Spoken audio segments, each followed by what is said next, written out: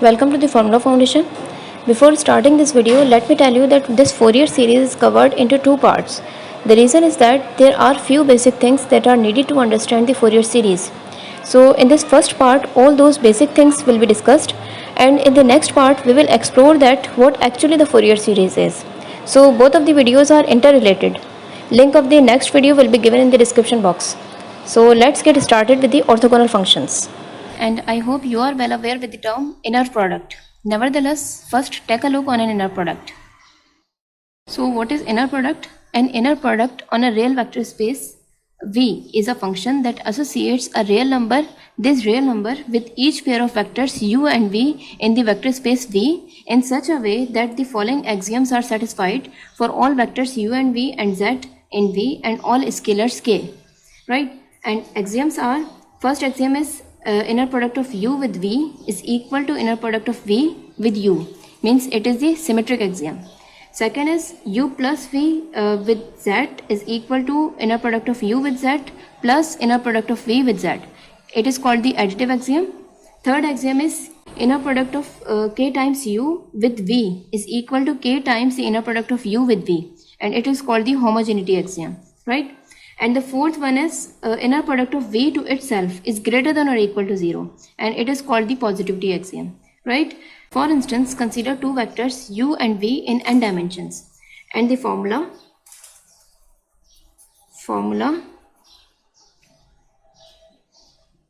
u comma v is equal to u dot v is equal to u1 v1 plus u2 v2 plus u3 v3 plus up to u and vn defines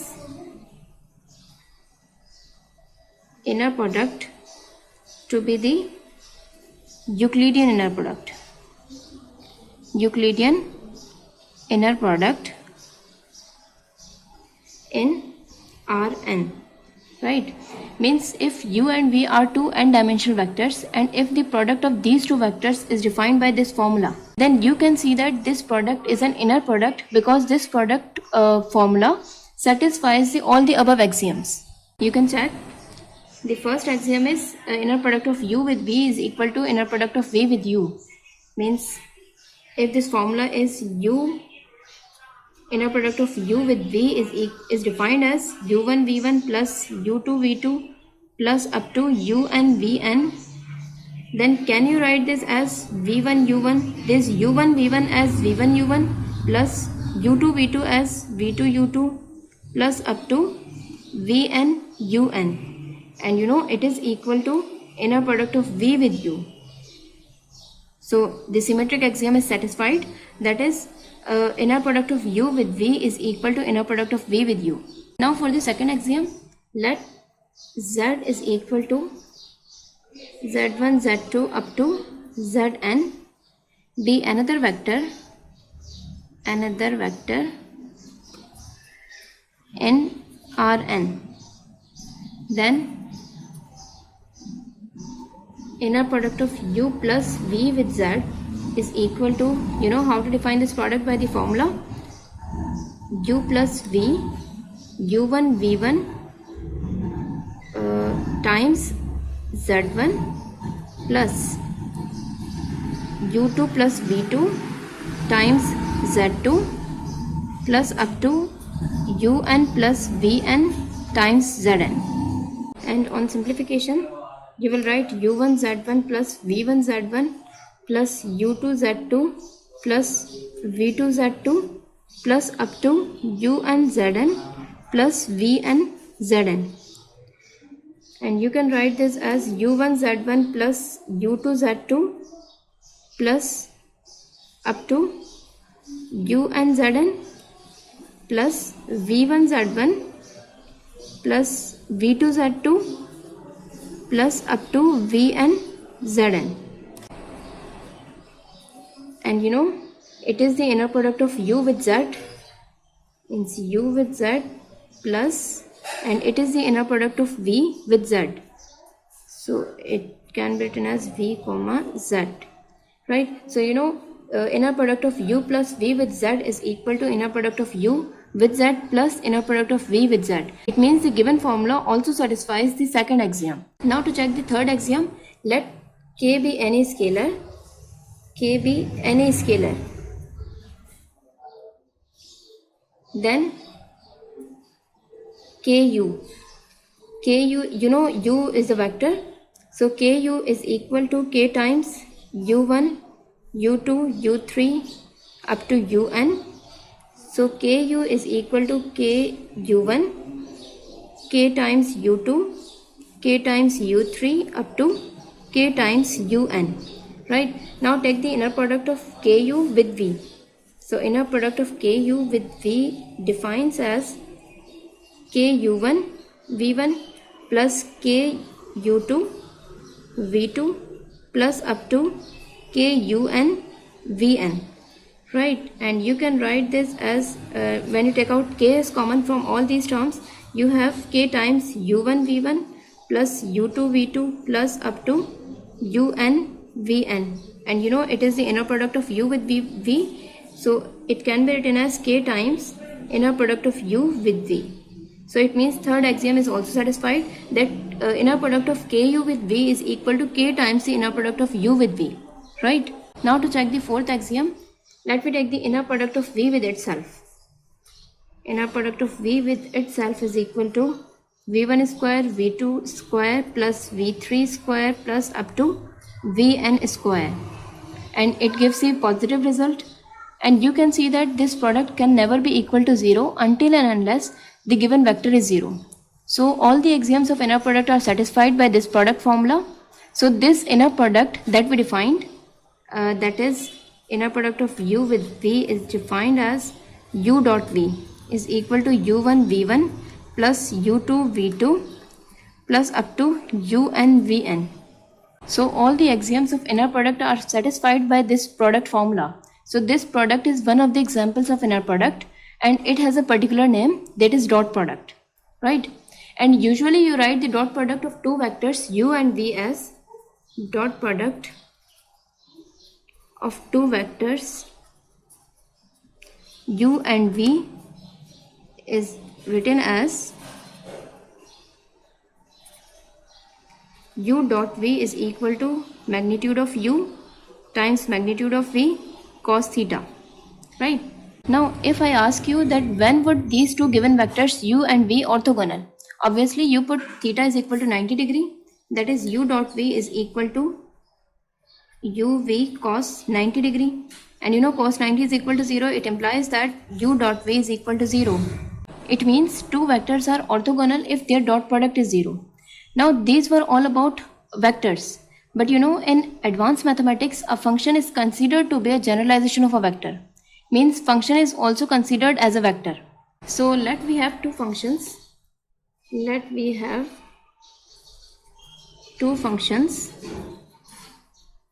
f1 and f2 on an interval of a to b, and the product of these two functions is defined as, and the product of these two functions f1 and f2 is defined as integral from a to b, sorry, you will write here product of these two functions as f1 and f2, and it is defined as integral from a to b f1 of x, these are the functions of x, so f1 of x times f2 of x dx, means the product of these two functions is defined in terms of integral. Now can you prove that this product is also an inner product? Because it is also satisfying all the four axioms of inner product. You can convince yourself by checking these four axioms on this product. Now you are able to define the orthogonal functions. So here is the formal definition of orthogonal functions, that two functions f1 and f2 are said to be orthogonal on an interval from a to b if their inner product is equal to 0. Means orthogonality of two functions implies that their inner product is 0, and the inner product of two functions is defined by this integral. Right, now let's see an example. So we are given two functions x square and x cube, and we are required to check whether the given functions are orthogonal in the given interval or not. So let me check. you will find the inner product of f1 and f2, that is equal to integral from -1 to 1 f of x f1 of x times f2 of x dx, and it is equal to minus integral from -1 to 1 x square f2 of x is equal to x cube dx. So it becomes integral from -1 to 1 x power 5 dx, and when you evaluate this integral you will have x power 6 upon 6, limits from -1 to 1. When you apply the limits you will have 1 upon 6 times 1 minus 1 power 6 minus 1 times 1 power 6, and it is equal to 0. So it means the given functions x square and x cube are orthogonal because their inner product is equal to 0, right? Now these are only two functions that are orthogonal to each other, but we are interested in the infinite sets of orthogonal functions. So let's see the formal definition of orthogonal set. A set of real valued functions phi naught of x, phi 1 of x, phi 2 of x up to so on is said to be orthogonal on an interval from a to b if the inner product of phi m with phi n is equal to integral from a to b product of phi m of x and phi n of x dx is equal to 0, where m is not equal to n. Means there are infinitely many functions in this set, and this set is said to be orthogonal set if every possible pair of function is orthogonal. Here m is not equal to n means these two functions must be different. Say phi 1 of x, phi 2 of x, and then phi naught of x and phi 1 of x, and so on. For example, you are required to show that the given set is orthogonal on the interval of minus pi to pi. So, this set consists of infinitely many members such as 1, cos x, cos 2x, cos 3x, cos 4x up to cos nx. So if we make the identification,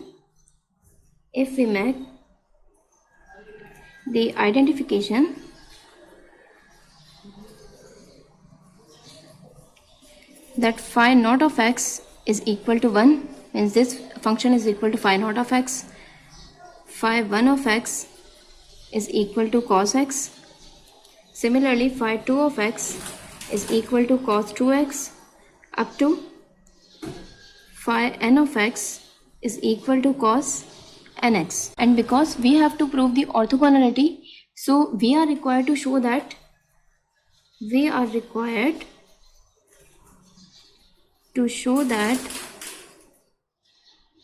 integral from minus pi to pi phi naught of x, phi n of x dx is equal to 0, where n is not equal to 0, and it is the first case.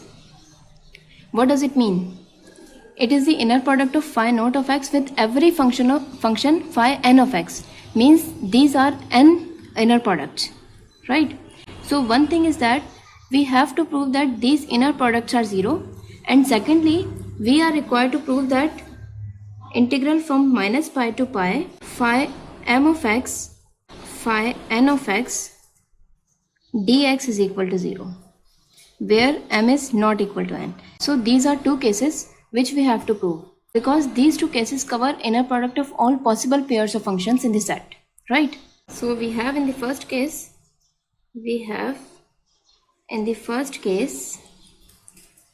inner product of phi naught with phi n is equal to integral from minus pi to pi phi naught of x, phi n of x dx, and phi naught of x is equal to 1, so it becomes integral from minus pi to pi phi n of x, and you can write phi n of x, phi n of x is equal to cos nx dx, right?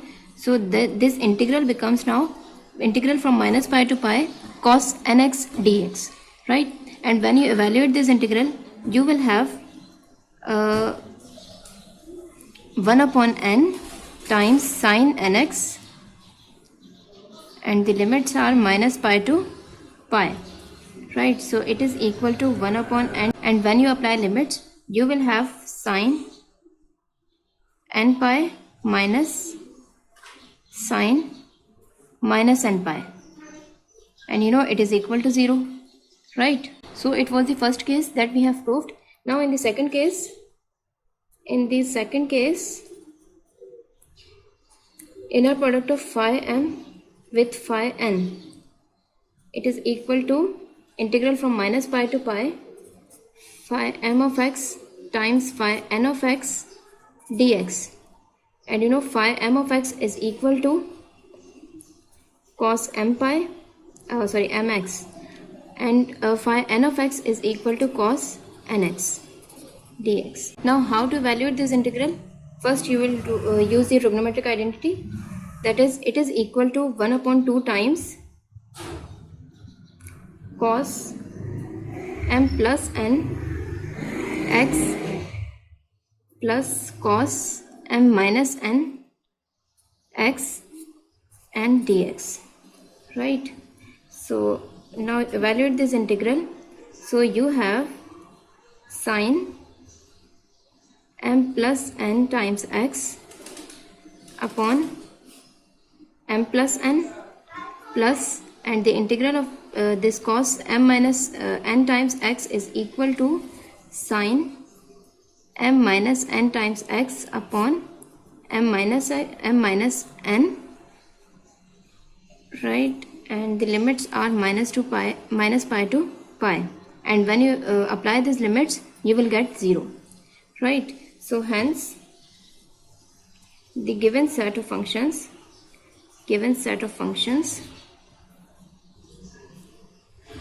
is orthogonal.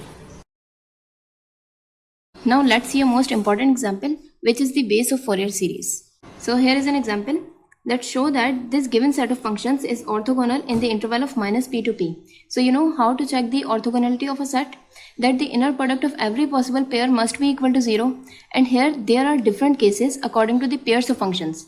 Means in the first case, one is paired with all these functions one by one. So it means in the first case we are required to prove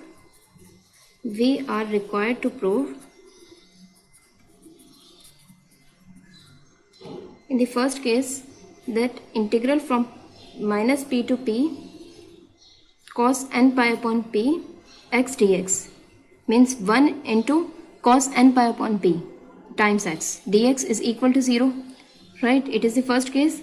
And in the second case you are required to prove that integral from that is inner product of 1 with all these sine functions is equal to 0. So integral from minus p to p sine n pi upon p x dx is equal to 0, right? So is it true? Yes, because when you evaluate this integral you will have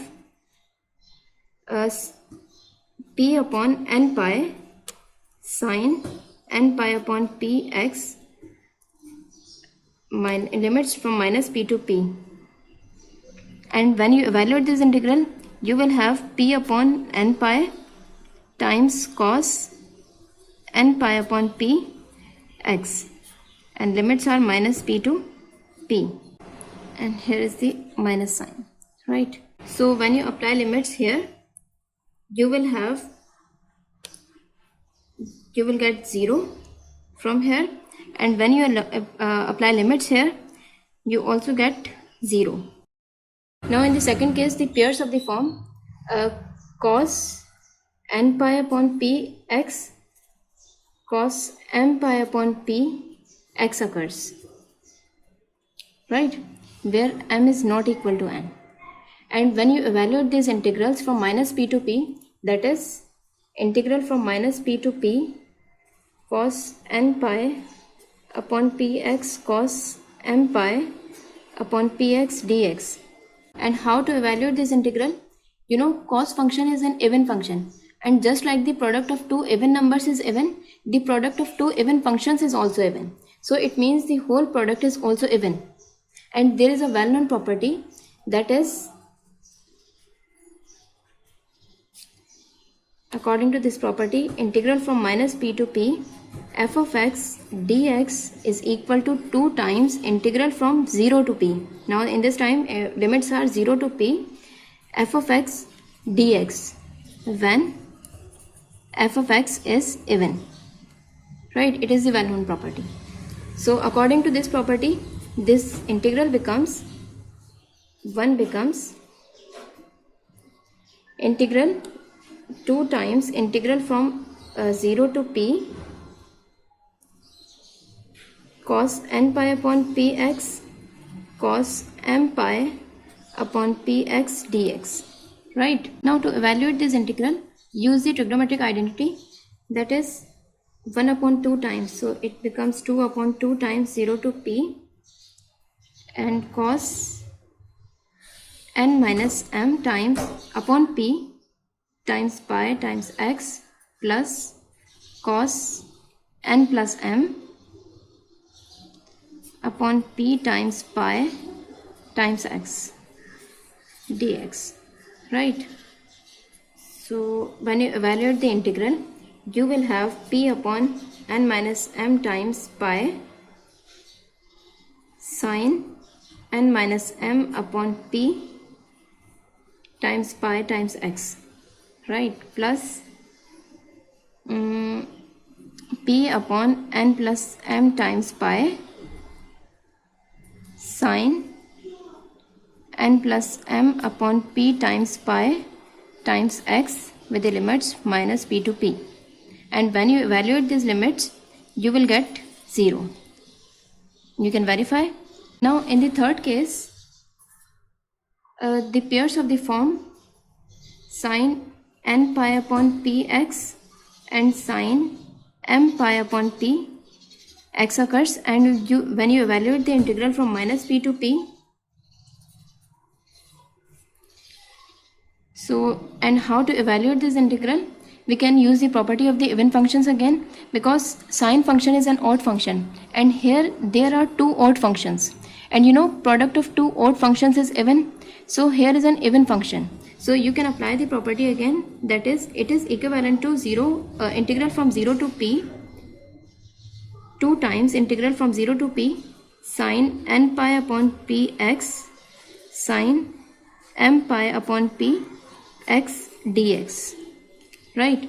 Now how to evaluate this integral, again we use the trigonometric identity, that is 2 upon 2 integral from 0 to p, and in this time it is equal to cos n minus m upon p times pi times x minus cos n plus m upon p times pi times x dx. Right. And when you evaluate this integral, you will have the integral of cos is sine, so here p upon n minus m times pi times sine n minus m upon p times pi x minus and p upon n plus m times pi sine n plus m upon p times pi times x, and limits are 0 to p, and here limits were 0 to p. Right. So when you evaluate this when you apply these limits, you will get again 0. Right. You can verify here. Now in the fourth case, the product of cos n pi upon px and sine n pi upon px occurs, integral from minus p to p dx. Right. So you know how to evaluate this integral, because the angles are same. It means you can use the trigonometric identity, that is I think 2 sine theta cos theta is equal to sine 2 theta. So it becomes 1 upon 2 times integral from minus p to p. You can write this sine 2 n pi upon p x dx. Right. And when you evaluate this integral, you will have 1 upon 2 times p upon 2 n pi times cos minus cos 2 n pi upon p x with the limits minus p to p, and when you evaluate these limits, you will get 0. Right. And the last case in which pairs can occur is sine integral from minus p to p sine m pi upon px cos n pi upon px dx. Right. And how to evaluate this integral, Again you will use the trigonometric identity 1 upon 2 times m plus n upon p times pi times x plus sine m minus n upon p times pi times x dx, right? And when you evaluate this integral from minus p to p, you will get 0. You can verify by yourself. So these 4 cases cover all the possible pairs of functions in the set, and you can see that the inner product of all the pairs of functions is 0, and this proves that the given set of functions is orthogonal. Hence the given set of functions